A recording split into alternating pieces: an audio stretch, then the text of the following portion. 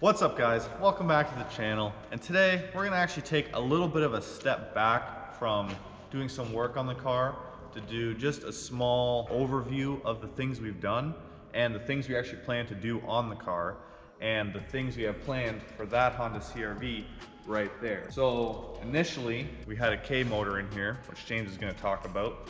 Alright, so initially we bought this Honda with the K20 in there, and our plan was to rear-wheel drive swap it, but that didn't work out because of the transmission issues and the driveline. So then from the K20 and then scrapping that entire idea, next we were going to go with a BMW, do a full BMW build in a Honda Civic, but realistically that's kind of lame. So I thought an LS V8, because why wouldn't that be cool on a Honda? So now we went with a V8 motor. That was a little bit of a process, planning, everything like that. We started off, I'd say the steering rack was initially the first thing we did.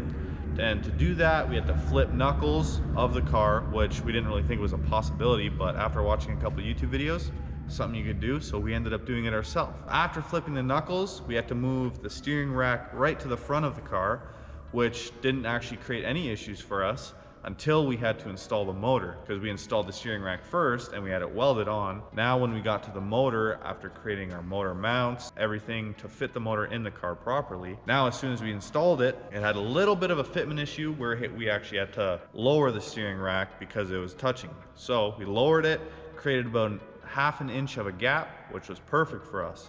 So then, after installing the motor, we installed the transmission. To get the transmission installed, we needed to actually pull the motor out after fitting it all properly, which was actually a pretty easy task. We put the transmission on without any of the components, so as it sits now, there's no flywheel, no clutch line, none of that. We still actually have to put all that in. We had to cut the whole firewall, which was pretty easy, mount the transmission, put it back in the car, create a transmission mount inside the car, which is also one thing that is not 100% complete yet, because there's a few loose ends that we left behind that usually we don't show in our videos, because doing something like this, we realize we get some small issues here and there that we encounter that we don't always want to show in clips, because really it's just boring stuff, right?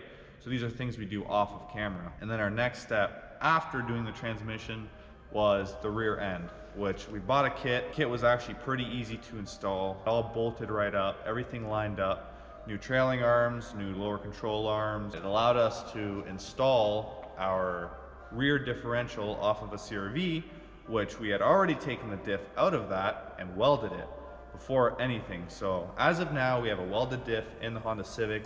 It's officially rear wheel drive, and everything is actually pretty good progress wise.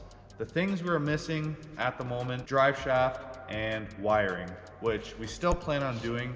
We're not gonna stop, like we're not giving up on this build. It just feels like we're rushing everything, and it feels like I'm not putting in the right amount or the right type of work for the stuff we need to do. We genuinely want this car to work well, and we don't want it to cause us problems the entire time, say if we're at a track or with friends or just driving it around, you know? So we want to take our time with it. That's why we're going to step back from this build and go to another one while ordering parts, getting things ready to provide you guys with actual quality content, because that's kind of our goal. We realized we feel like we've been pushing so much out that we rush, because realistically we work 3 days out of the week just after work because we still have jobs, and that's why we're so busy.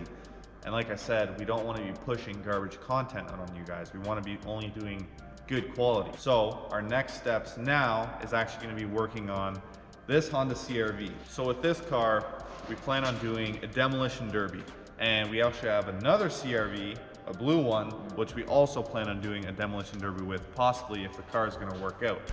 So with this is actually going to be a pretty fun build for us, exciting, and we would honestly hope that lots of you guys would come out and support us. With all that said, that's our update on the Civic, and what really helps me, James, Tyler, Justin, everyone out a lot is when you guys comment and like on our videos. It helps, gives us a little bit of insight on what you guys want and what you guys like and what we do. And honestly, we appreciate the support. We understand that most of our support comes from the people we know in Leamington so far. How this video currently sits, we're almost at 200 subscribers, which is pretty cool to us. It's not a big number, but to us, it feels really good. Like I said, we appreciate the support, and we just hope that you guys continue to support us. And if you guys have any ideas, the Honda Civic or the CR-V, cool little things here and there, just let us know in the comments. And who knows, we might put it on there. And I think with the CR-V, we might even have people sign it if you guys come out, subscribers, so yeah, cool. And with what he said, anything, like comment anything you want us to do to this car. Not saying we're gonna do it, but if you want us to crash it into a tree a little bit, we might do that, but only if you ask. So, like he said, like, comment, and subscribe.